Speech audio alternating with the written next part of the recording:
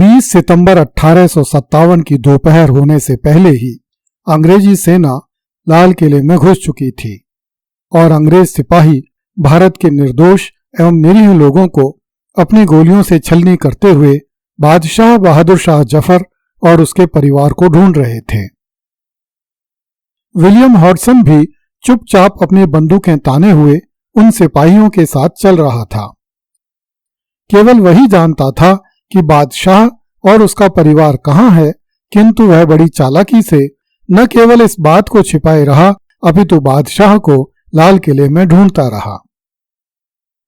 Lieutenant Fred Massey ने लिखा है, लाल किले के भीतर पतली गलियों वाला एक पूरा शहर बसा हुआ था। हम लोग इन्हीं गलियों में बादशाह को ढूंढने लगे। हमने धरती पर घायल पड़े हुए एक मुस्लिम युवक से पूछा कि बादशाह और उसका परिवार कहाँ है, तो उस लड़के ने कहा कि बादशाह का पूरा परिवार इसी महल के सबसे भीतरी कमरे में मौजूद है। वह लड़का जानबूझकर हमसे झूठ बोल रहा था क्योंकि उसे पता था कि बादशाह अपने परिवार के साथ कई दिन पहले ही लाल किला छोड़कर जा चुका है। हमने लाल पर्दा हटाकर महल के अंतःपुर में प्रवेश किया। अंतःपुर के सारे कमरों, भंडारों, रसोई घरों, गुसलखानों, अलमारियों और बक्सों को देख मारा, किंतु हमें बादशाह या उसके परिवार का एक भी सदस्य नहीं मिला। अंतःपुर में मनुष्य के होने की बात तो दूर, वहां कोई पालतू पक्षी तक भी नहीं था। जब बादशाह और उसका परिवार नहीं मिला तो हमारे सैनिक अंग्रेज अधिकारियों की परवाह करना छोड़कर लाल किले के महलों को लूटने में व्यस्त हो गए। न जाने कहां से शहर की बदमाशों की टोलियां भी आ गईं। उन्होंने महलों के पर्दे, चद्दरें, बर्तन भांडे, घोड़ों का सजावटी सामान, औरतों और मर्दों के लिबास, झाड़ फानूस, किताबें, पिस्तौलें, मिठाइयां, शरबत और शराब की बोतलें लूट लीं। जो दुपट्टे, कमीजें, सलवारें, घाघरे और गरारे कल तक मुगल बेगमें और शहजादियां पहनती थीं, उन दुपट्टों, कमीजों, सलवारों, घाघरों और गरारों को अंग्रेज और अंग्रेजी सेना के भारतीय सिपाही अपनी बीवियों के लिए ले जा रहे थे।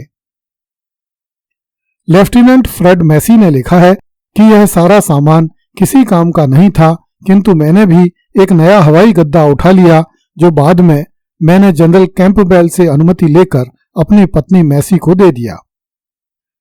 मैसी ने वह हवाई गद्दा अपनी पहाड़ी पालकी में बिछा लिया। जब बादशाह लाल किले में नहीं मिला तो अंग्रेज सिपाहियों ने यमुना नदी पर नावों को जोड़कर बनाए पुल के पास स्थित सलीमगढ़ पर भी हमला किया। बादशाह और उसके परिवार को वहां भी पूरी सावधानी से ढूंढा गया, किंतु वे लोग वहां भी नहीं मिले। अंग्रेज अधिकारियों का अनुमान था कि बागी सिपाही बूढ़े और बेदम बादशाह को लेकर दिल्ली से अधिक दूर नहीं गए होंगे, इसलिए उन्होंने बादशाह के भाग जाने की अधिक चिंता नहीं की और वे दिल्ली की जीत का जश्न मनाने की तैयारियां करने लगे। उसी शाम अंग्रेजों ने जामा मस्जिद के अंदर नाचना शुरू किया और पंजाब से आई सिख सेना ने मस्जिद के पवित्र मेहराब के सामने फतेह की खुशी में आग जलाई, अर्थात कैंप फायर का आयोजन किया। मेजर जनरल आर्कडेल विल्सन और उसका स्टाफ सेंट जेम्स चर्च को छोड़कर लाल किले के दीवाने खास में रहने के लिए आ गए, जहां उनके सामने हैम अर्थात सूअर का मांस और अंडों का डिनर परोसा गया। मेजर जनरल आर्कडेल विल्सन ने रानी विक्टोरिया के नाम पर शराब का जाम पेश किया। इसके बाद उनके एक अफसर ने लाहौर को तार भेजा, जिसमें उन्होंने लिखा कि दिल्ली की तमाम कठिनाइयां समाप्त हो गई हैं, बंगाल इन्फेंट्री की बगावत को कुचल दिया गया है और लॉर्ड क्लाइव तथा जनरल लेक के दिन फिर से लौट आए हैं। ब्रिगेडियर जॉन निकलसन अभी तक मरा नहीं था। वह रिज पर स्थित एक सैनिक तंबू में पड़ा हुआ अपनी आखिरी सांसें गिन रहा था। उसका दोस्त नेविली चैम्बरलेन उसके पास यह सूचना लेकर गया कि हमने लाल किला फतेह कर लिया है तथा बादशाह और उसका परिवार किला छोड़कर भाग चुके हैं।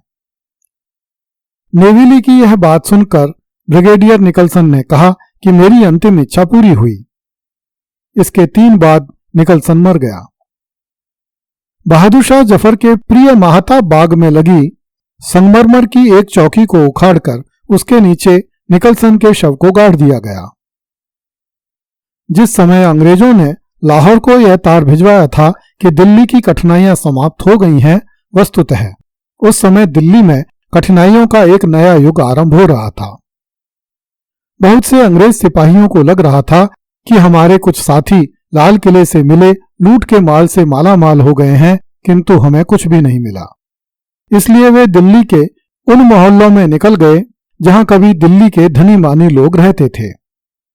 अंग्रेज सिपाही इन धनी मानी लोगों को लूटना चाहते थे, किंतु अब वहां सन्नाटा था और लूटे जाने के लिए कपड़े और बर्तनों के अतिरिक्त शायद ही कुछ बचा था।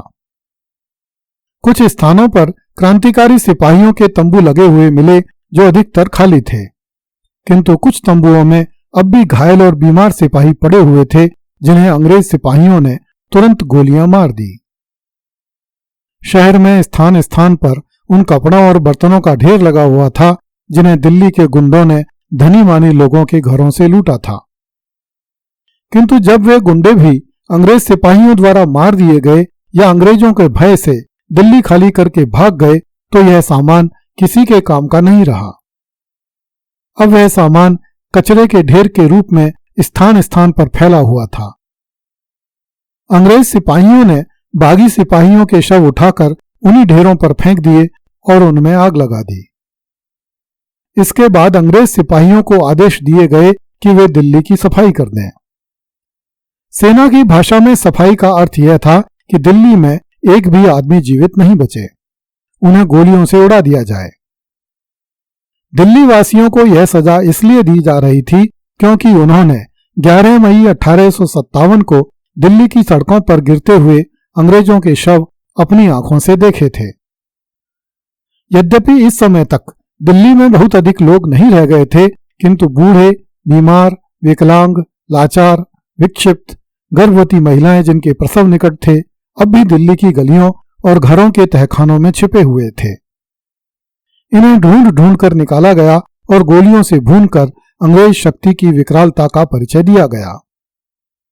मरने वालों में अब इतनी शक्ति नहीं रह गई थी कि वे मरते समय आर्तनाद करें। वे चुपचाप गोलियां खाते थे और निर्जीव कुंदे की तरह धरती पर गिर जाते थे। देखा जाए तो विजेता का परिचय उसके द्वारा की गई हिंसा से ही होता है। यदि प्राचीन भारतीय नरेशों की सेनाओं को अपवाद मानकर अलग कर दिया जाए तो धरती के प्रत्येक स्थान पर और मानव सभ्यता के प्रत्येक युग में विजेताओं ने पराजितों को अपना परिचय इसी प्रकार मौत और खून का खेल खेल कर दिया है। इसमें कोई संदेह नहीं कि अंग्रेज फिर से दिल्ली के स्वामी हो गए थे, किंतु ये वो दिल्ली नहीं थी जिसे वे 4 महीने पहले छोड़कर गए थे। ये तो एक विशाल शमशान था जिसमें चारों ओर कुछ आधे जले हुए और कुछ बिना जले हुए शव बिखरे हुए थे। जब कुछ अंग्रेज अधिकारियों को अपने पुराने भारतीय मित्रों और उनके साथ बिताए हुए अच्छे दिनों की याद आई तो वे उन्हें ढूंढते हुए उनकी हवेलियों और कोठियों पर गए, किंतु वहां सड़ती हुई लाशों के अतिरिक्त कुछ देखने को नहीं मिला। लेफ्टिनेंट एडवर्ड ओमेनी ने लिखा है, दिल्ली के 1.5 लाख शहरियों में से लगभग सब जा चुके थे। अगली कड़ी में देखिए, हॉडसन बादशाह को बंदी बनाकर फिर से लाल किले में ले आया।